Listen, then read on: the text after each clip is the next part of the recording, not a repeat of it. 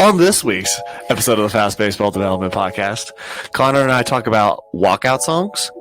Our main topic today is when it's worth missing a season to prioritize your long-term development. And then we finish with Facebook questions, Adventures in Facebook, asking the question, is it okay to punish a 10U kid for being sick? All this and more on the Fast Baseball Development Podcast.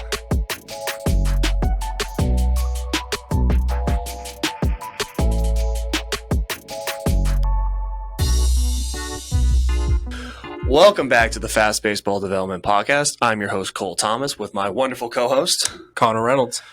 Connor, I have a question for you. What's up? We'll do this we'll have a little fun for the listeners, allow them to get to know us a little bit better. Ayo. If you were in the big leagues, what would be your walkout song? Oh, I like it. Let's see here. During my playing days, I was more of like kind of like EDM, drop step, kind of getting hype and stuff like that. Probably would look to do something like that. Or one of my favorites that I had when I was playing was a Boombastic. Mr. Boombastic by Shaggy? Yeah. It's a good one.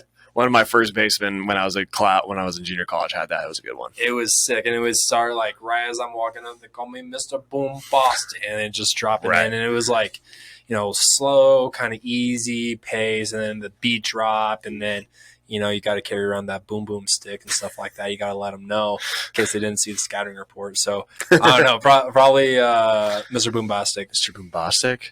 So my songs in college, my first year junior college, I went with Seven Nation Army by White Stripes. Gas. Gas, generic though, but gas. Second year, I got screwed over, kind of got like a prank with my team, and they gave me Dark Horse by Katy Perry, which is also it's kind of a bop, don't get me wrong. Third year, I came out to Me, Myself, and I by G-Eazy, because I was really into white rappers, apparently, when I was at my 4 year. I think everyone was. Just for a small bit. And then my last year of college, I went with Express Yourself by NWA. Because I know that's a good one. There's no cuss words in it. It's like the one NWA song that doesn't have any cuss words in it. So I was like, all right, I can play this whole song. I have to worry about finding a clean version. And I was kind of like in a rebellious phase at that point where I was just like, F the system. And, F the way college baseball's run, and so I was a little annoyed by all that stuff. So I was just like, fine, I'm going to come out to an NWA song. Now, do you remember the yodeling kid? Mason Ramsey. Walmart, yeah, Mason Ramsey. Shout out Mason Ramsey out there. I actually really like Mason Ramsey. But side note, did you know he's actually working at Subway? I did not know that. No, and it's not because he lost all his money. He's just like, Subway. I've seen interviews with him, and he just seems like a down to earth kind of kid. Very. But when he came out with his yodeling song at Walmart, within like 2 weeks, there was a dubstep like remix version.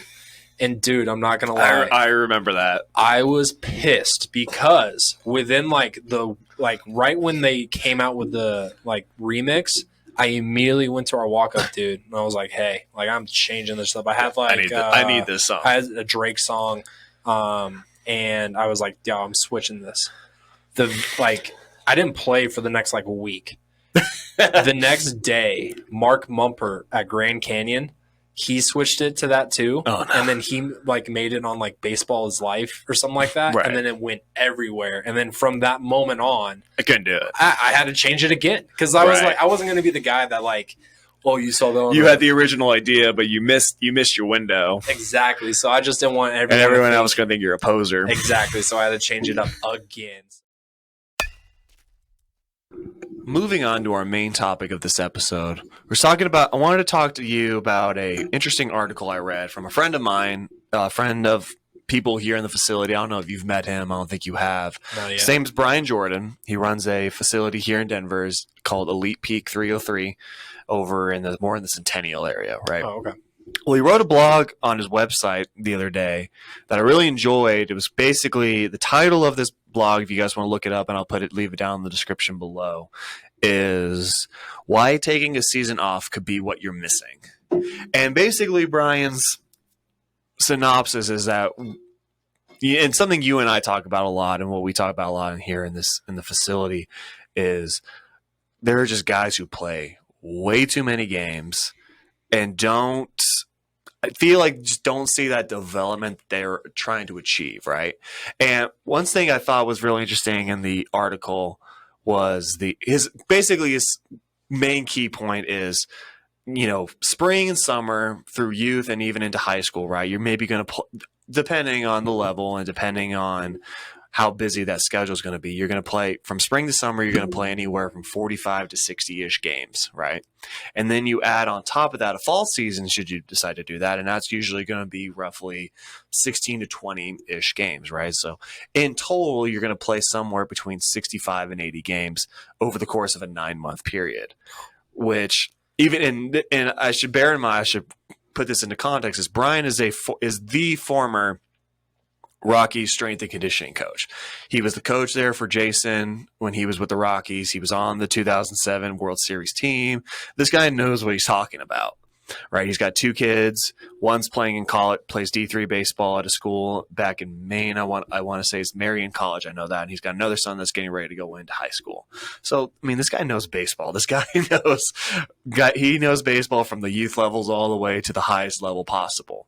And he even says in this article that even pro guys, 65 to 80 games is a tough stretch. That's a lot. That's why, and I mean, you think that's why you have your 40-man rosters. You have, you can rotate 40 people in and out throughout the course of a season. But if you're playing on a youth team or a high school team, you have maybe 18, 20 guys, and you're constantly playing. That's just a lot of, if that, right? That's almost the ideal situation. But that's just a lot of games, a lot of innings. And, we'll touch on this later, more likely. But one thing he brings up into the article is a Dr. James Andrews quote. And everyone knows who Dr. James Andrews is. He's probably the most famous surgeon in baseball. He's well known for his, I don't know what, he's got 3,000. I'm probably lowballing him too, but how many TJs has he performed on pro guys, high school guys, college guys? But he noted in a keynote speech he gave at at some event back in August, where he had said the increase in youth sports injuries is associated with 2 things. Number one is specialization, where they are playing one sport year round. And the other thing is treating kids like they are pro athletes. These 2 things together have increased this epidemic in youth sports. And he talks about it in the article that's mentioned, that I'll also leave in the description below, is how since 2000, the rate of shoulder injuries, elbow injuries in youth athletes has gone up tenfold, right? So you think 10 times the athletes are getting injured now than there were 22 years ago. It's just a wild concept to me and this is something we talk about, you and I talk about all the time, is it might be just worth taking a season off, taking the fall off, taking the summer off to train. I think one of the synopsis is don't sacrifice long-term development for short-term progress or short-term gratification. The exact quote from the blog that he wrote is, "What may work best for short-term progress can also undermine long-term development." Right. I like that a lot.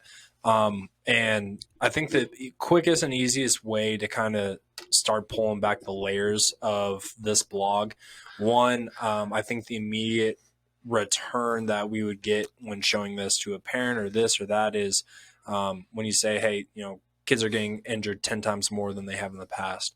I guarantee you immediately parents and uneducated coaches are going to jump to, well, when did we start using plyo balls? Well, when did we start caring about throwing hard? Well, when did this? Well, when did that?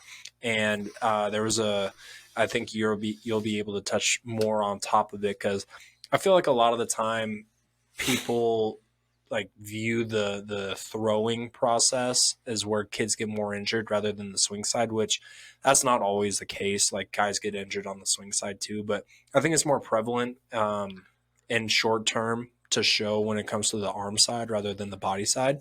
And there was a blog or research thing done where it talked more about how plow care is actually less stress on the arm than a regular baseball. And so I think breaking down that stigma of immediately parents are going to go, well, they're throwing harder, they're doing this, they're doing that. I wouldn't say that was always the case of why we're seeing that increase in kids getting hurt. And it goes back to, and the thing where you're talking about specialization, when you're looking at guys, if you're playing multiple sports, you're forced to have a break, right? And when you start taking away those other sports, that's when guys are going to start, less time of transition. Mm-hmm. When you're going through and you're going from summer, if you're playing summer baseball and then you're playing like football, there's that no matter what kind of week or 2 weeks where you're kind of in that transition period where I feel like a lot of kids aren't getting that transition period if they're going from I feel like a lot of guys aren't getting that transition period anymore if you're going from summer baseball to summer fall ball or to fall ball. Well, there's not even just a break, right? And it's the same thing that happened. It's noted in the article that, you go into your spring season, you play however many games, whether you're a varsity, a JV, or a C team level guy, you finish your season. And this is, let's just imagine this is just a team that goes to the regular season, doesn't make the postseason, right? Right. Or maybe even just makes the first weekend of that postseason. And what's the transition time between the end of your spring season to the beginning of your summer season? Like negative, like maybe 2 weeks at the most. Because then it's like I got to go to this tournament. We have this first tournament down in Pueblo, or we have a tournament in Greeley, or we're gonna go down to Arizona or Dallas. And I feel like Dallas was just a really popular spot this year. I feel like I had a lot of guys go like, I'm going to this tournament in Dallas this weekend. What do I do? And then same thing happens from the summer to the fall, and that's even a little more. It's an extended period of time. Like most summers and the falls, I think is usually like about a month. But then, what does that look? If you're the athlete, okay, I'm gonna shut down for 1 month. I got to take a break from all the baseball I've played, but now all of a sudden I've got to re-ramp up to play in the fall, right? And so you give yourself 2 weeks. There's not enough time in that space to shut down, get back settled, and be able to go perform at your highest level, right? Something, you and I talk about all the time is, and I'm a very vocal critic of fall ball.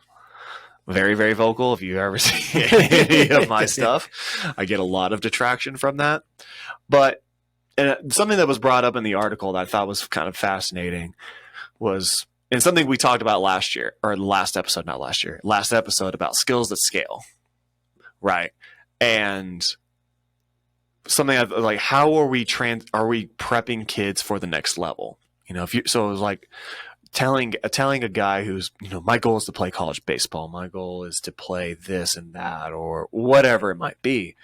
And something that made me think about I thought about was play the spring, sit the summer, do a training cycle in the summer, and then go play fall, and then have another training cycle in the winter. And I was just like, that's exactly what our college schedule was. So if you want to play in college, you need to be cognizant of what the college schedule looks like, because the spring to summer to fall thing that you guys play in high school and middle school, it looks nothing like what college is.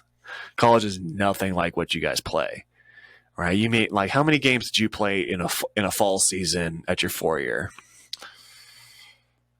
6, maybe. Yeah. My 4-year, my first year, we didn't play anybody.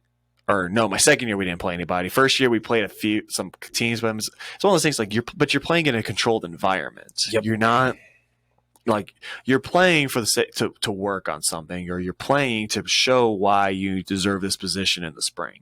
And you're not pitching, for me at least, you're not pitching any more than 2 innings, right?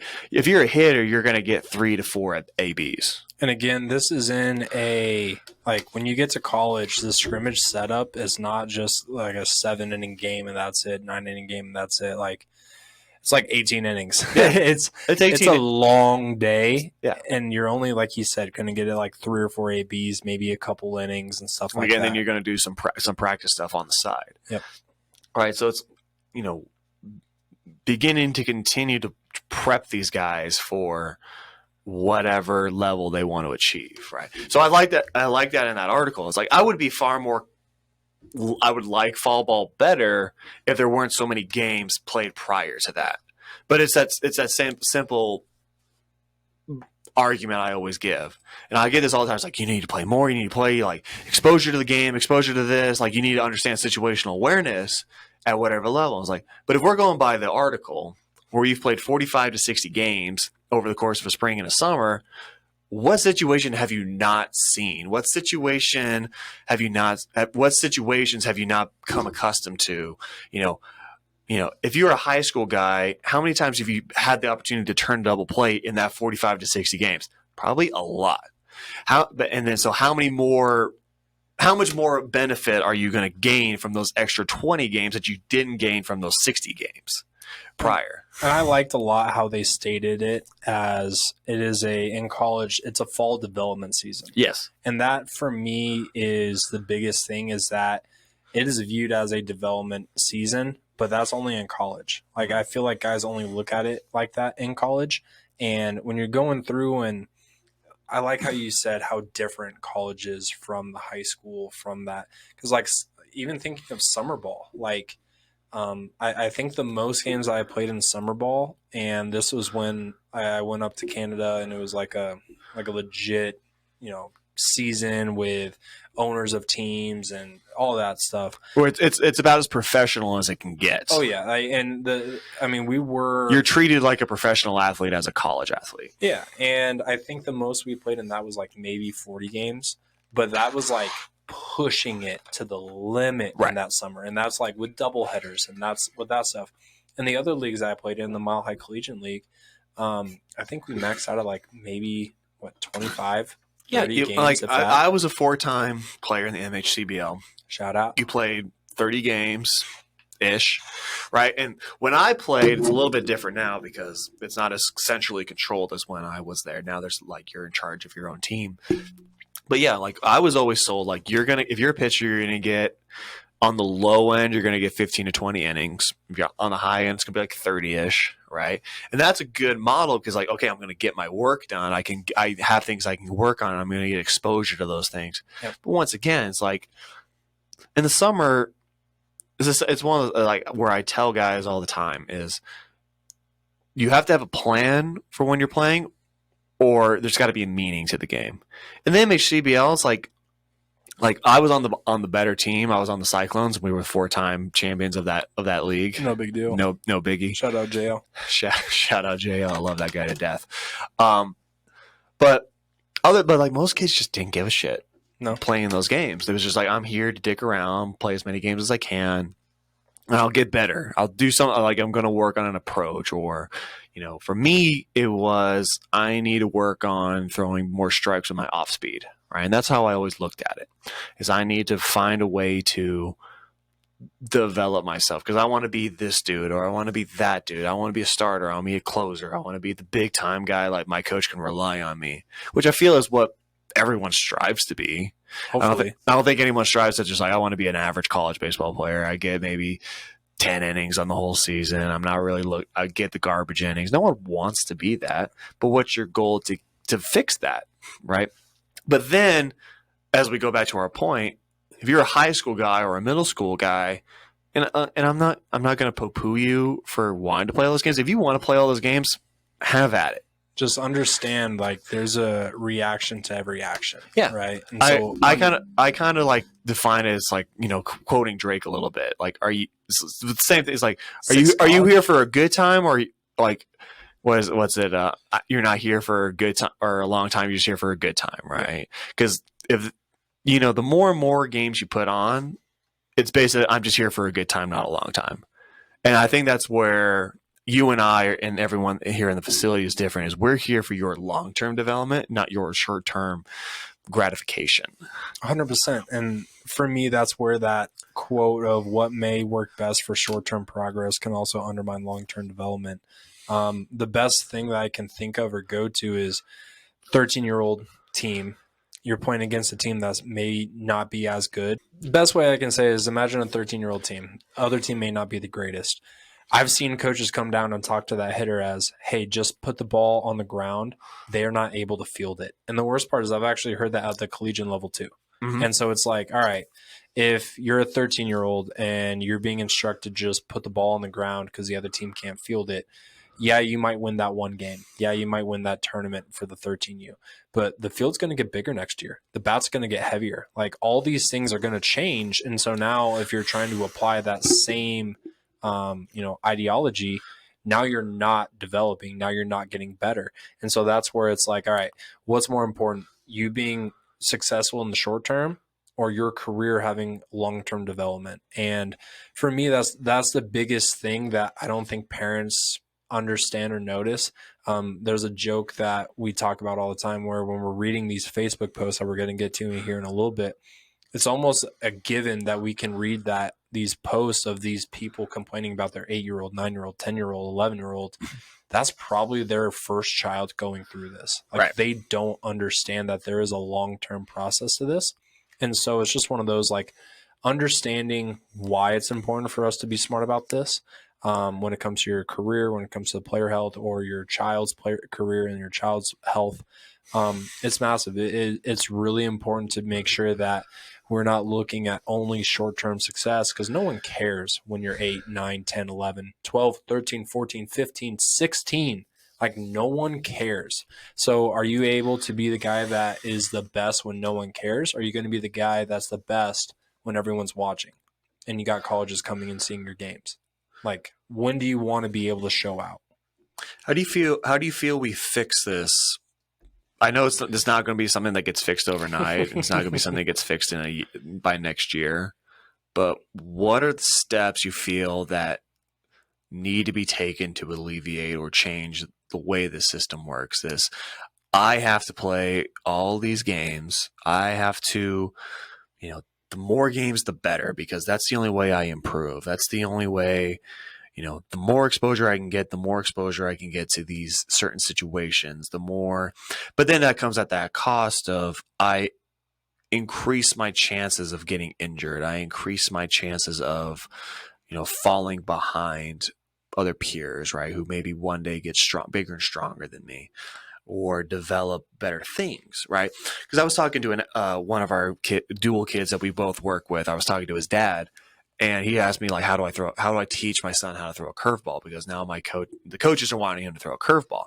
And it made me think about all the times I've had a kid come in and we'll do like our evaluation process, like we talked about last episode. And how many guys think they throw curveballs, but they don't. But it's like, we're in a system where we glorify, or the priority is the short-term gratification. Right? Like, I can't tell you how many times I see kids throw what we would call a football curveball, right? It's not how you actually throw a curveball, but I need to teach. It's a coach who maybe doesn't know what he's doing, or it's a coach who prioritizes the wins over the long-term development of the kid or the long-term development of his players. It's just, I need you to throw something that's not a fastball. So here's a grip that's easy to learn, that's going to give us something that's just different from your fastball. But then they'll come in and all they've thrown is this football curve, and the thing is garbage. It's like it's a very cutter, right? More often than not, it just moves separately from their fastball. But they're all convinced this is my curveball, or this is my changeup, this is my slider, whatever you want to call it. But it's like, but no one sets you up to be in a position to learn or put you in a position to develop. And as I was elaborating with this dad, I was like, I just feel like there are too many coaches who prioritize the winning for short-term gratification and it's like, I'm going to tell you how to do this and just go do it. Right. As opposed to letting the kid kind of develop some freedom. And I would say, there's a level where you have to tell the kid, okay, you need to throw something other than a fastball, right? Because you can't solely get by on your fastball the rest of your life.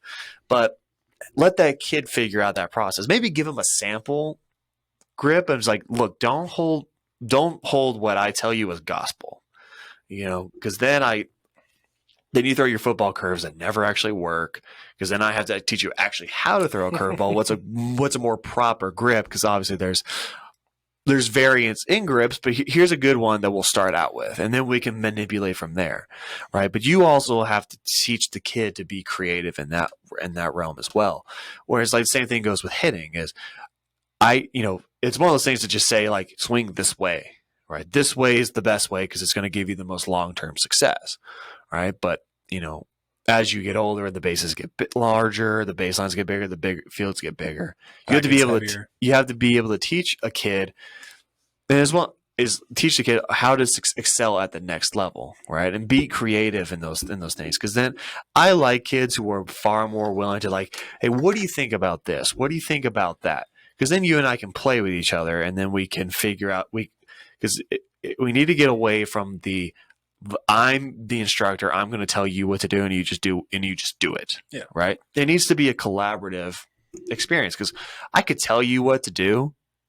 I could tell you how to feel a certain way down the mound. I could tell you how to feel your back leg, right? Feel your lead leg block, or what your arm action should feel like.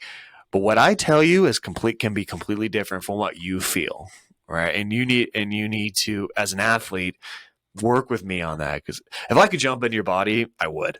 Right. if I could just take the controls like those characters in Men in Black. Not Men in Black. It was the Pixar movie. That's a good example, though. It's the one where they're all the emotions. Oh yeah. If you know what I'm talking about, Soul or some shit. No, Soul was a different movie, but it was like, if I could do that, angry, mad, sad. Yeah, all those, yeah. I got you. Like, if I could do that, I could just manipulate everything about you. like I'm a ghost or something like that. I would. That would be an awesome power, because I'm like, here's what you're supposed to feel. You're the best instructor in the world. I'd be an incredible instructor. No, everyone just all around the world is like, you got to go there, because he just has this whatever way he just gets you to the voodoo magic. Yeah, he just understands something that no one else understands. You go to Jake Plummer's farm one time, right? Yeah, this is like you go touring with like the Grateful Dead once, and and all of a sudden, kind of run in. I think because you asked two different questions in there. One, sorry, yeah, no, you're fine. Because I think they go together. One is, how do we change the idea of that? How do we change that culture? Yeah, this is like what you have to do. And then the other is being able to have, coaches and players that are, rather than, telling someone what they have to do, allowing them to fail on their own, allowing them to own it. I think it comes down to being able to educate the parent more than anything, because as a coach, you have pressure, right? Every coach wants to have the best team. Every coach doesn't want kids to leave their team. Every coach wants to, keep the best core guys together and move on. And every coach's dream is to have a group from 8, 9, 11, all the way up through high school. And I mean, that's every coach's dream, right? And so when you put the pressure on of them having to say like, hey, we have to go win this meaningless bullshit tournament, you're as a coach, I don't have the incentive to go up to a kid and say like, hey, I know we're playing in this tournament this weekend, but we're going to try a new grip, or I want you to try a couple different curveball grips, because then that kid's going to go out and pitch in that weekend, and they're going to try those grips like they should, but they might fail because it's a brand new grip. And so now you have the intention of what the coach is wanting and the parents wanting, where if those don't line up, where the coach wants immediate win, the parent thinks that they have to have immediate wins because they think that's what's needed for their player. And now they're like, well, why are you trying the new grip? Why don't you just do the football one? Or why don't you do this? Why don't you do the one that? because we need to do what you don't change anything, because what's changed, what's you have done has worked for you. Exactly. And for me, it's that educating of the parent. I've had a kid come in. He's a freshman. We work, both of them. We work with him both, and talking with a parent, and they were like, they're a freshman, haven't even played high school baseball yet, and they're like, all right, we want to get ready by November. We got this big tryout with this big travel ball team. They have a major league team attached to them, and so it's an old big deal, blah blah blah. And I sat them down and I walked them through, because they've had issues with teams in the past. So let me stop you there, because now I want you to elaborate on something. Yeah. You are a guy who you have worked for 4 different companies in the past before you came to FAST that all have travel ball teams associated with them. Yep. What are who are the good one? Or you don't have to name names, but like what separates a good organization from a bad organization, and how do you feel? Is there more bad than good? Is there more good than bad, or is it just kind of like, pull a name out of a hat and you just kind of you got to be just lucky, right? And I actually had this conversation with them because they've had they've gone to different organizations. You've been with 4 different organizations, so you have a pretty good background into this. And I told them, I was like, honestly, they're like, we just been finding the wrong team, blah blah blah. And I was like, honestly, like it's a lot harder to find the right team than it is anything else, right? And so the thing is that's actually honestly why I quit coaching and I've removed myself from those organizations. Is I was seeing, I have a lot of faith in myself as a coach when it comes to that minimal the player development side. Yeah. And so I'm looking at these guys and I'm like, all right, I know how much time, energy, and effort they're putting in. I know how much money they're putting in. I know how much time, energy, and effort their parents are putting in. What they're putting in and what they're getting out, if they were just to apply that same amount of time, energy, effort, money into the training side where that's the focus rather than the training side, because the training side is a second thought when you're playing on these travel teams. Not even a second. Like a third or fourth. Exactly. And it's because there's pressure on the coach. And you're from this background. You've been on you're on the inside. You're the guy you've been the guy people come to be like, you're going to coach this 16U team. You're going to coach this 14U team, this 18U team. And you've traveled all over the country to different tournaments. Like I know this last year you went to Louisiana, you went to Texas, you went to Arizona. You do all these things. So you've been intimately involved in these things. And you've removed yourself from those because and as I say, and obviously I've not coached those things, and I have zero intention of ever doing it. And that's why something where Jason and I in the past, before you came on, we kind of just found our niche where we are strictly player development. We had no intention of, we've talked about it before, but we're just like, if we were to run teams like an 18U team, a 16U team, 14U, whatever, we're just going to jump into a oversaturated pond. Every other facility has a team or has multiple teams, and that's just not what we want to do because we just don't see the value in it. We're the only facility in this state, I know this for a fact, that doesn't run teams. We are strictly player development. We are the facility you send your players to because I want that player to get better.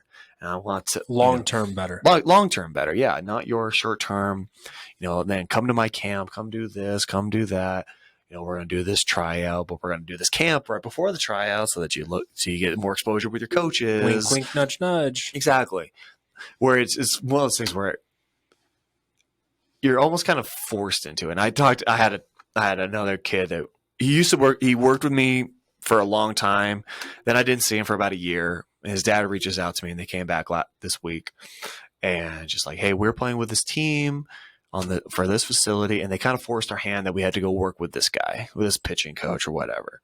And he shoots me a text like, but it's just not clicking with our son. But he always clicked with you. Yep. Right.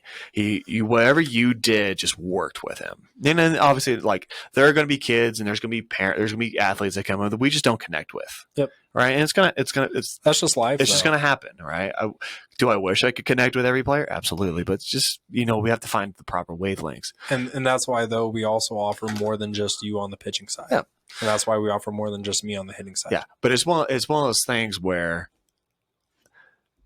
I always kind of contend with myself, and it's facetious and a little arrogant to say, but it's just like, if I worked so well with your kid, why did you leave? And I understand, but this is what we're getting to. Our topic is there's some of these organizations who will force your hand into this. It's like, if you're going to play for our organization, you need to go to this coach and that coach because they're the only coaches we trust. Right. Right. And how many times have you had that and a parent will come back and like, that just left a bad taste in our mouths. And that's, and I think that's what sets us in a different position is I am never going to force you to do something. I'm never going to at the end of the day, you're coming to me because you believe I'm I'm the best suited to get your kid or you as the athlete to the places you want to go. But I'm never going to force you, don't do this, don't do that, do this, do that. I'm never going to tell you what organization to play for. I'm not going to tell, I may be able to tell you who to avoid, but I'm not, but like once at the same time, it's like, this is, if you're the athlete listening to this and you're the parent of the athlete, this is your/their career. I am not anything you and I do is we are a supplementary asset for your development, for your career. But you're the one that guides this. You're the one in the driver's seat. We are not the backseat driver, because that one imply we're annoying. We're stabbing you in the side, but we are here to help guide you. I would say we're the people on the Google Maps or the Maps Quest, for people who remember Maps Quest, printing out the map and stuff. Throwbacks. I would say we're a lot like the player is the clay, and we are the ones trying to shape them into a pot or into this or that. We're like, sometimes the clay just doesn't want to work with you. You know what I'm saying? And it's not saying that the person trying to shape or mold the clay is wrong, and it's also not saying that the clay is wrong. Maybe it's just not the mix, or like it is your career. We're just trying to help you get as far within your career as possible. Yeah. And we're not trying to tell you that, you have to do this or you have to do that. And it's the conversation that I had with his family where, they're wanting to get ready for this tryout. And I sat them down and I just walked through, and, like I said, they're talking about, oh, we've never had, a good team. They've been on 3 or 4 different teams. Kids are freshmen. That's a lot of trial and error. And the parent was like, I want to find the right spot for him. And I asked him, I was like, okay, let's look at this. All right, let's say you go on, and we did this a couple weeks ago when we broke down how much extra time you have. But let's say you're playing in a tournament on a weekend. It's a doubleheader. Each game's 2 hours. That's 4 hours minimal. Okay, you need to get there an hour before for warm-ups. Let's say it's a 30-minute drive. All right, that is 6 hours no matter what, not even including finding your uniform or going to go get food after the game or this or that. That is 6 hours, no budging on the time, if anything, adding more time. And then you got to do it again the next day because it's a tournament. There's not going to be a one-day tournament yet. So you got to add 2 different days. And it's one of those where I was like, all right, you're doing this right now. Would you rather put your eggs in the basket of getting better in training where it's in a controlled environment where we can essentially add in any different environments that we need to, whether it be faster pitchers, better curveballs, slower pitchers, less curveballs, whatever it is, whatever this kid needs. And I was like, honestly, the organization that they were bringing up, I played for. I know the coaches over there. I'm not saying that they're bad coaches. I'm just saying what is needed right now. And once I walked that down and broke it down, they bought in right away. They're like, all right, well, can we start, how do we start paying for training right now for the summer? And it's we don't need to do that yet. But, and this is where I go to, I think it's the education of the parent. Mm-hmm. It's not that I don't think parents don't want the best for their kid. I don't think that they know what is the best for their kid. And if we're able to introduce that, hey, I know that, you've been programmed that this is the way that needs to go. I think if we're able to educate the parent to saying hey, it doesn't have to be right now in the sense of success. It has to be right now in the sense of development. The sooner that we can get a parent to understand that, the less pressure that parent is going to be putting on the coach to be successful right now. So if we bring it down to the 10U level, if that parent, if this is their first kid, they're going to think that they have to win this 10U tournament. So that way they get a bid for, the fall for that 10U tournament. And then that way, if they win that fall tournament, now they're getting an invitation for the 11U summer. And they think that you have to do all those things. Once we take away that pressure, they're now, instead of their kid, failing, trying something new, and them getting mad, now it's hey, I'm proud of you for trying something new. Keep at it. And I think that's where we get that loss of ideology that you have to go play to get better. Again, I think it's the education of that. Once we educate the parents, and again, I think this actually comes down to a lot of the coaches, but I don't think the coaches know either. You know what I'm saying? Do you think it's they don't know, or is there's an incentive to not, or there's that withholding of information? I think it's one of those where no matter what, it's going to be available. Yeah. So whether, you have this one, team, it's a travel ball team. If you're not the coach and you're not running it, like when you disband or say, hey, I think we're going to focus on development, or we're going to do this, or we're going to do that.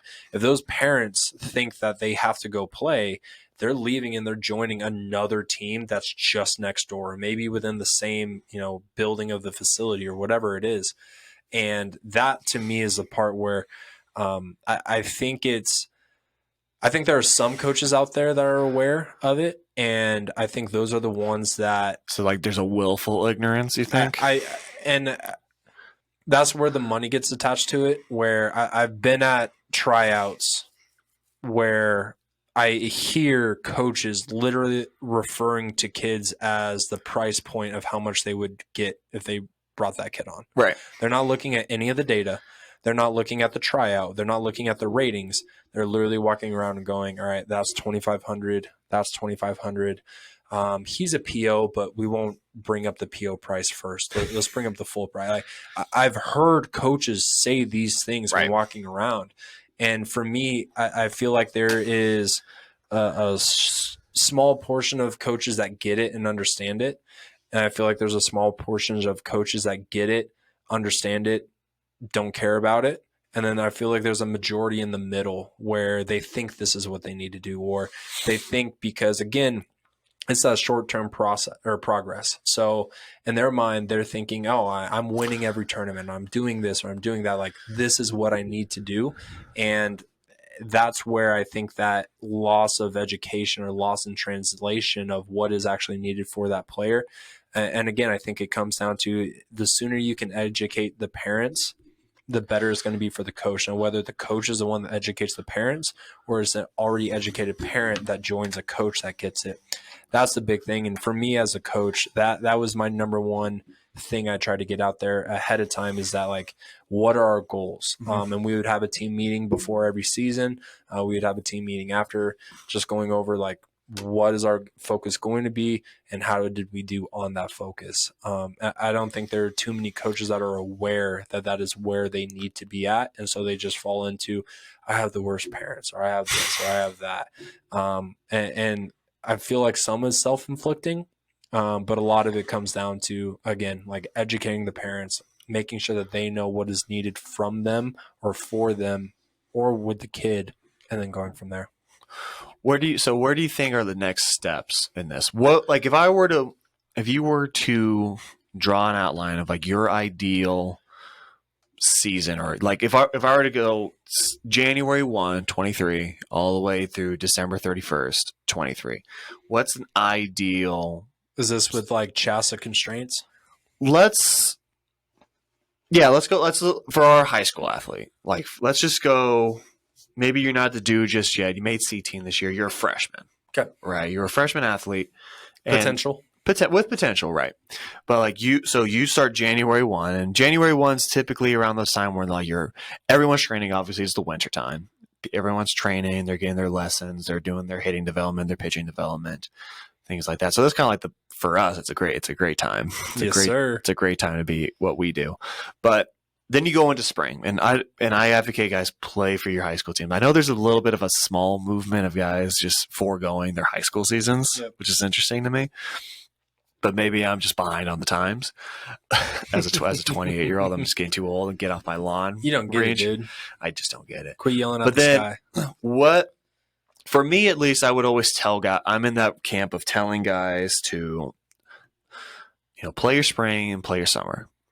And then fall just kind of becomes dependent on who you are. Are you the guy? Are you the dude who gets all the innings, gets all the ABs? You probably don't need to play, all right? Because you're already good, right? And maybe now becomes more time to work on developing skills that scale. Like develop the skills that's going to make you a varsity player, right?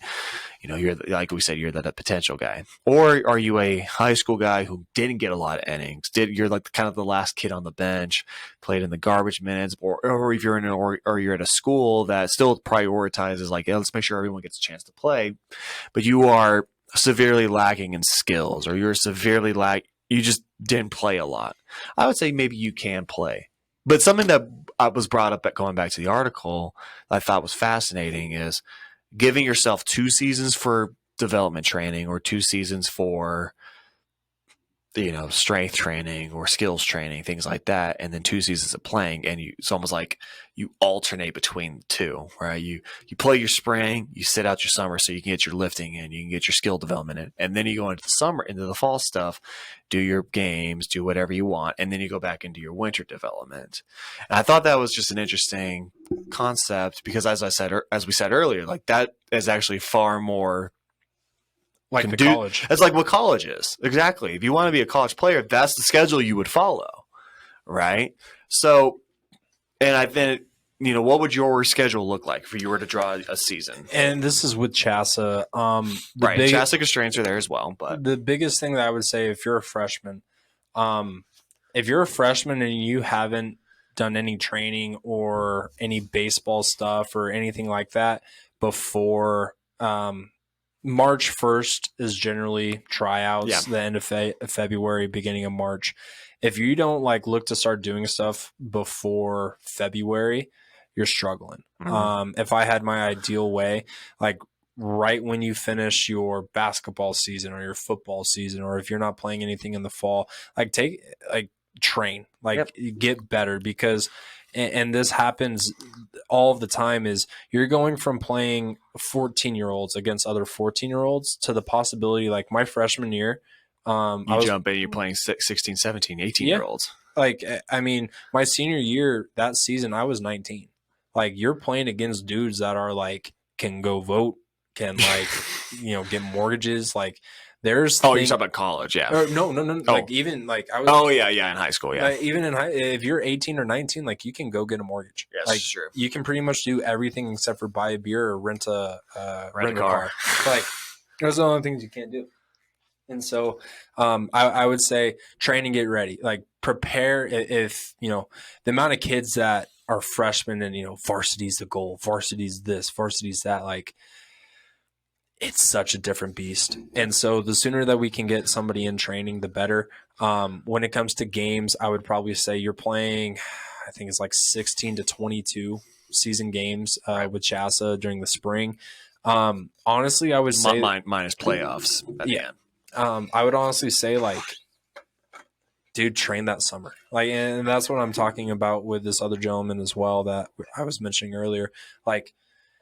Train, just get better, because the things that I see are guys that come in as a freshman and are the same player as a junior, and it's because all they do is play, and they play in the spring, they play in the summer, they play in the fall, and they take that winter off. Well, and even they play those games, but there's not a goal, or there's not what am I going to fix? Exactly, and it's because I think it's just kind of there's some athletes who just feel just by playing, it's almost just osmosis. You just get yourself in that environment, you're just going to naturally get better. And it's just, as you go up the ladder, it just doesn't work that way. No, not at all. And that's where I feel a lot of guys kind of get lost in that idea of what they need to do. So as a freshman, play your season in the spring. And then that summer take 3 weeks off, take a month off after that season. So let's say your season finishes right around mid-May,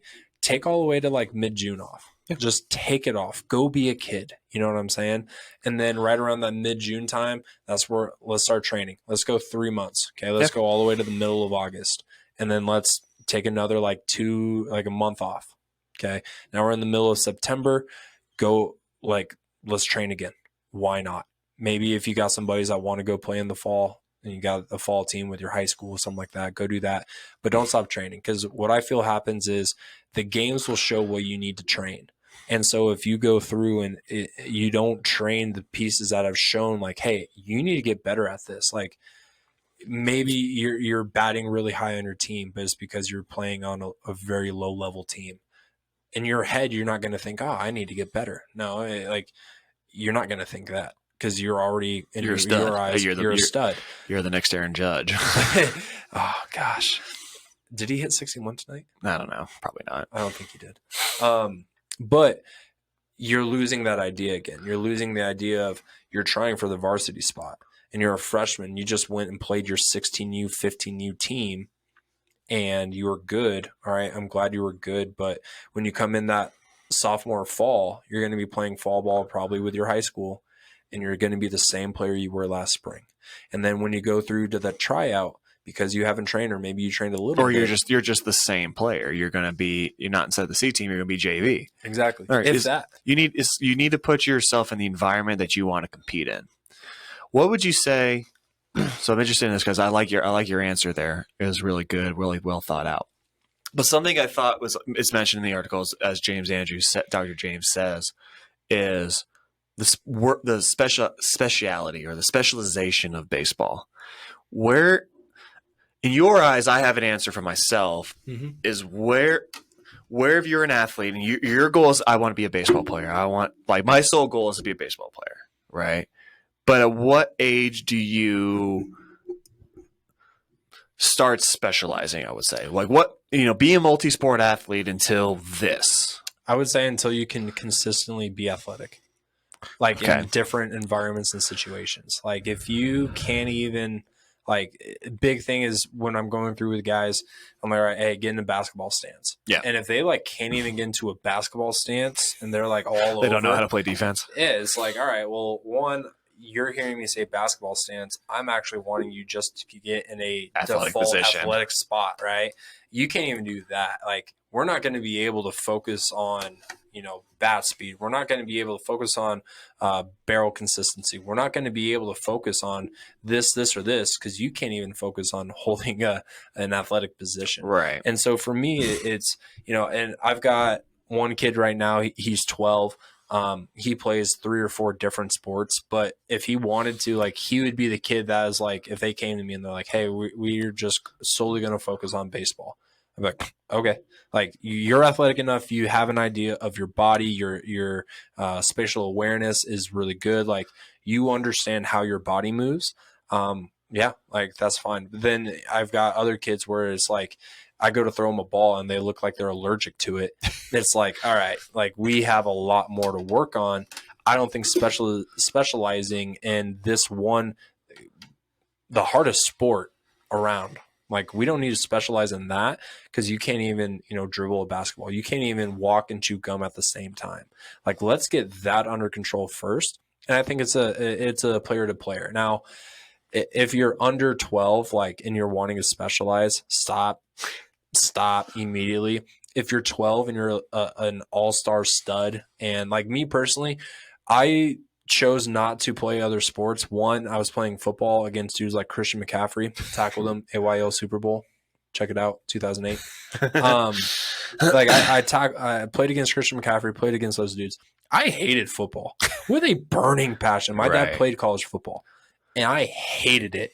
I didn't play basketball. I shot with two hands, boom, like that. It was ugly. Hey, it worked for Sean Marion. Hey, and I actually ended up learning how to shoot a basketball. Played a varsity year.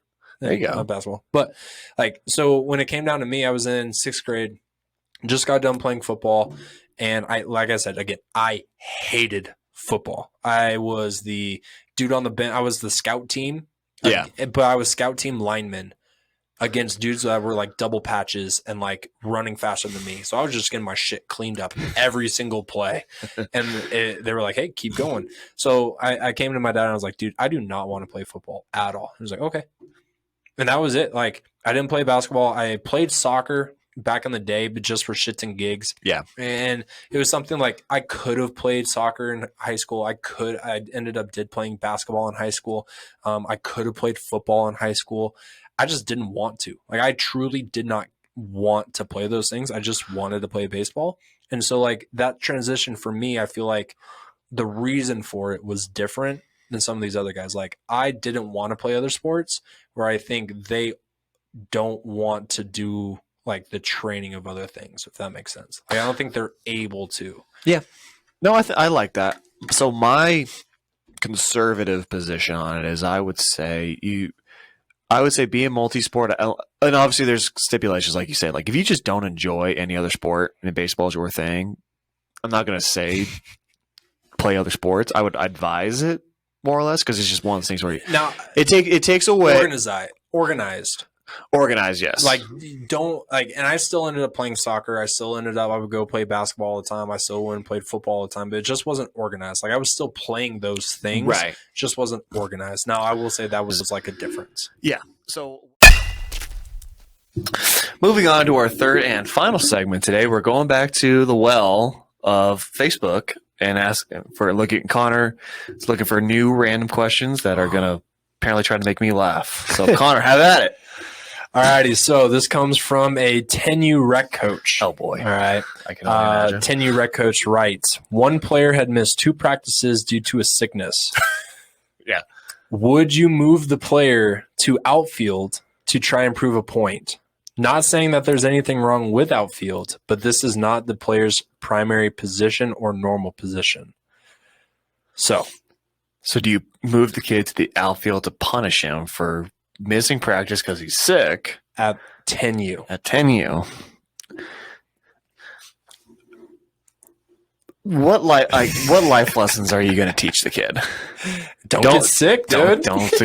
You better not get sick. Consume your vitamin C like it's your job.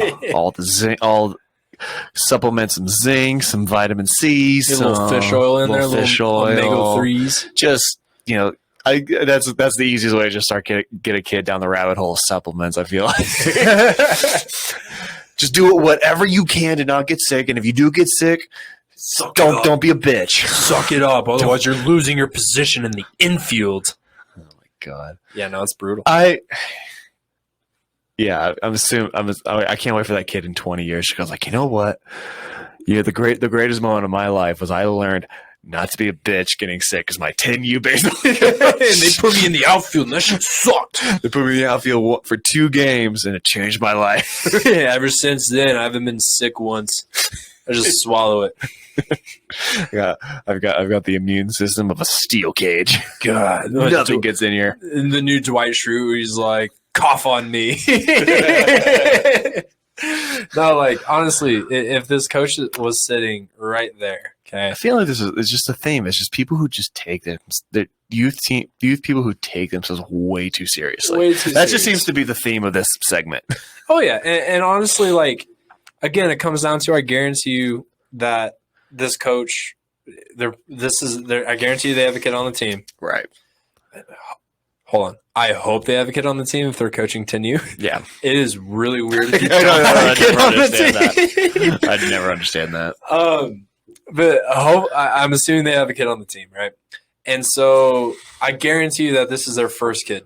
Like, yeah. And it goes back to the reason why I say it, and we say it so often that we think that this is their first kid going through this, is that it does not matter. Like 10U does not matter. 11U all the way up to 14U, like honestly, does not matter. Nope.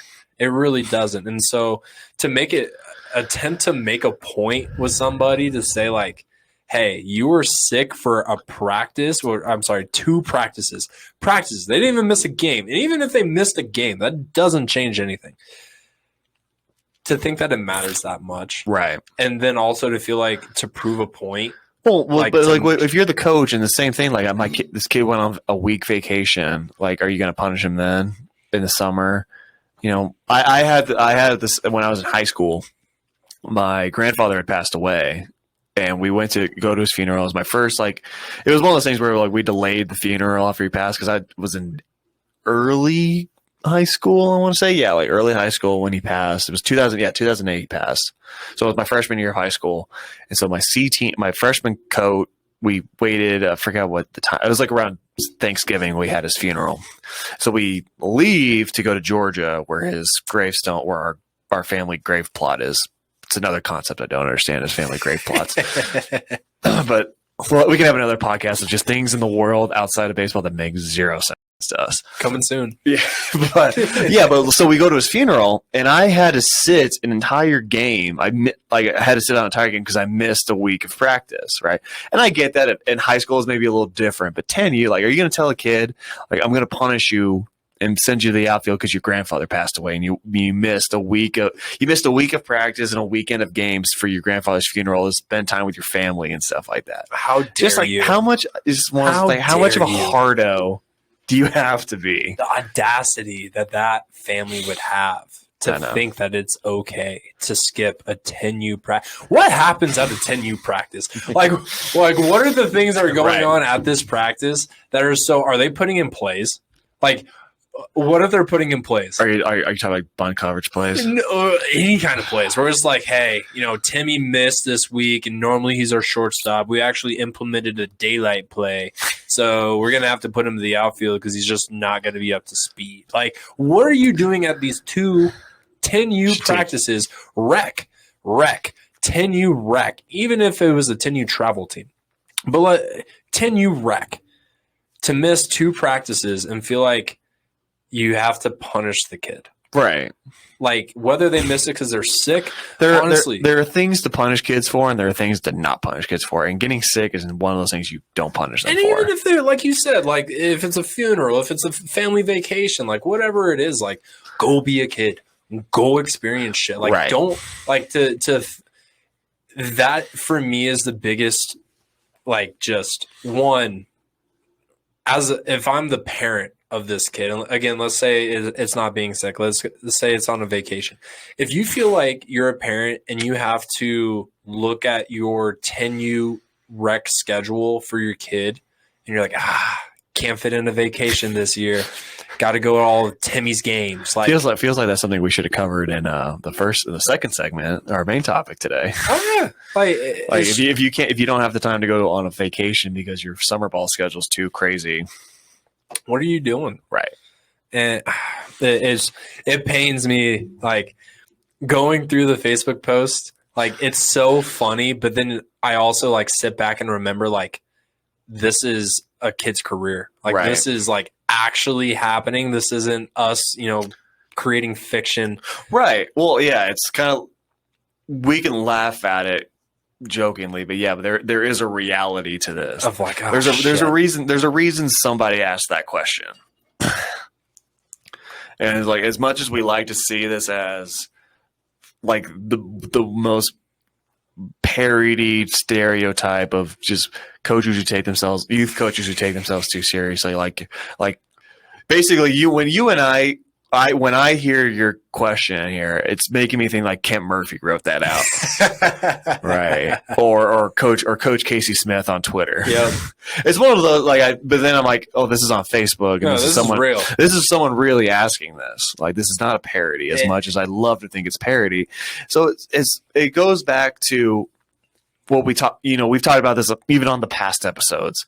So, so we might need to change this segment up because we're coming into the same themes, but it's weird. It's consistent. Exactly. But it's like at a certain age and a certain level, stop taking yourself so seriously. Stop. I work with high schools and I don't take myself seriously at all. Right. I got college guys. We got pro guys that come in here and I don't take myself seriously because at the end of the day, it's more like, especially at the youth level, like, these games are not going to matter. In 5 years, your kid will not give a shit about. In 6 months, right? In 6 months. 6 months, it's not going to matter. Like, think of it. 6 months is 20th of their life. Yeah, that is a 20th of their life. They're not going to remember that. And I understand that there's like I'm the coach and I have to teach kids lessons and I have to. You're teaching them life skills. And it's one of those things like, he was more than a coach. He was a second father, but it's just like, remember the level you're dealing with. Remember the level, like, you don't, I think it's this main character syndrome, which is one of the larger issues with our society today. Have you seen the video talking about travel ball coaches with the Ron Burgundy clip? Oh no. Where it's like travel ball coaches and it's like, do you not know who I am? I'm very important. My apartment smells of rich mahogany. I have many, many leather-bound books. Like, right. That's how these coaches feel. Right. And I get it. It's one of those, like, you watched Coach Carter one too many times. Right. Or you watch Glory Road or Remember the Titans and you're just like, I'm gonna be Samuel L. Jackson. Hold on really quick, dude. I can't remember what I was watching. Remember, what was it the big quote in Coach Carter was like, "These kids are student athletes. Student comes first." There was one where it was talking about what was the football one that you just brought up? Varsity. Remember the Titans? Remember the Titans or Varsity Blues, where it was like the races? I've never seen Varsity Blues. I know the scene. I know the very famous scene. So I've never seen the whole. It was Varsity Blues where they're talking about how like literally an entire town like quit being racist after 6 games of a high school season. So the same, that's the same thing with Remember the Titans. Remember the Titans, they won the state championship game, which I don't actually think is the real story. But yeah, then all like this one football team solved racism in some random town in Virginia, which is crazy to me. And half of a high school football season, right? Yeah, like I'll say this for one: like my dad's from Alabama. Like my dad was there when the University of Alabama got integrated. When Bear Bryant was like, "It did not solve racism." I'll tell you that I will tell you that in reality. It's Or what's the Express? You remember the Express? That was the one about was it Ernie Davis, the running back? I think it's Ernie Davis when he won the Heisman. Yeah, just Ernie Davis wins the Heisman, solves racism. And we love those movies. All those assholes in West Virginia never said the N-word ever again. But yeah, so going back to the main point, it's like you're not Coach Carter, you're not Denzel Washington. Remember the Titans. You're not the Glory Road coach. You're not. What's the homie? Was it Keanu Reeves or whatever? Hardball. Yeah, big. Horrible movie, but they're definitely one of the biggest tearjerker movies of all time. But it's the thing, like you're gonna be a positive impact on these kids if you're these coaches. You know, punishing a kid because he's sick is not being a good positive influence. It's one of those things like when this is something what I was referring to in the main segment that about a guest we want to have in the future in the near future is like how broken the youth system is. When you're a youth coach, you're there to teach them the fundamentals and to love the game. Punishing a kid because he got the flu or he got COVID or something like that, whatever the case may be, that's not going to teach the kid to love the game. We're going to teach him that, hey, you're getting punished and for something that's out fun. For something that's you get punished for something that's out of your control. Right. And then he goes plays another sport and that coach treats him nicer or understands like, hey, people get sick every once in a while. He's not going to punch him. He's like, I'm going to go play that sport. Yep. Because that's a far more fun sport. If I have to play a sport where I get punished for some shit that's out of my control. That already is a hard game. It's already a hard game. And then I get punished for getting sick and then missing 2 practices. That's not going to teach the kid to enjoy the game and love the game. And that's not how we're going to grow the game. Yeah. It's so. I understand you're trying to teach a lesson, but that's just not the lesson to teach. It's not the time. It's not the That's not the lesson to teach. That's not the age level to teach that. So, once again, we fall into the same theme of coaches just taking themselves too seriously, falling it. Just you're trying to be greater than you need to be. You're being something you're not, and that you don't need to be. You just need.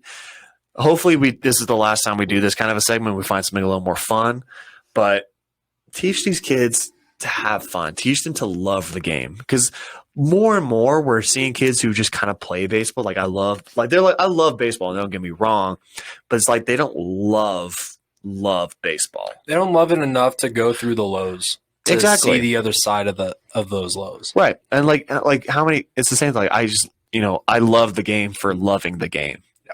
Right. We see it all the time now. Like kids now further and further are just not watching baseball. They don't sit to watch their favorite team. They don't sit to watch, I'm going to watch Yankees versus Red Sox, no matter the situation or whatever. It's like, I just want to watch baseball. And that's what the dilemma is now is why, I give Major League Baseball some credit because they're trying to do something. I think they're doing the bare minimum to try to gin up interest, but it also starts at home. It's like you've got to teach people, you got to teach these kids. If you want them to enjoy something, you have got to expose them to the good things first before you can expose them to the bad things. Right. Because then if they know the good things, then those then the lows don't feel as low. It's perspective. Exactly. It gives them perspective. And so that's what I said. Like when you're youth ball, if you're anything before high school, your job should be teach these kids the fundamentals, teach them how to be competent, and then just teach them to love it. And it's like how you said, like you have to teach them the good parts first, and that's why there's rec leagues. Like you don't start off right away playing travel ball. It's like if you were to take a kid and I don't know, you give them a lemon for the first time, and they bite the lemon. And they're like, man, that was horrible. Right. If you see them reaching for the lemon again and bite it again, and they're like, oh, that sucked. And then they go for a third lemon. And you're like, are you stupid? Right. Are you okay? Like, why do you keep picking up the lemon and biting it? Why are you not making an adjustment? It's the same thing. If I go out and I'm 10U, let's say I'm already not the greatest player in the world, and adding on top of that, my first experience, or possibly, 10U, probably have only played like 3 seasons, if that. Right. Like if you're small, introductory into it is that you have a coach that benches you for being sick, and you're already not the greatest player. Like you're struggling a little bit. Like I would feel like that kid is not a very smart kid if they want to keep going. Like if they're having horrible experiences and they're introduced to a horrible experience this early, like, why do you want to keep trying? Why do you want to keep playing? I'm more worried about that aspect than anything else. And so for that to be where our coaches are at the youth level, it scares me. It really does. Just want to say, it's wrapping up this segment is just don't take yourself so seriously. Just stop. Like, well, wait till they get to high school before you start doing stuff like this. Number one, just have fun, learn the game, learn to love the game. And I feel like learning to love the game should be like 1A, 1B. It's 1A, 1B with have fun. Love the game.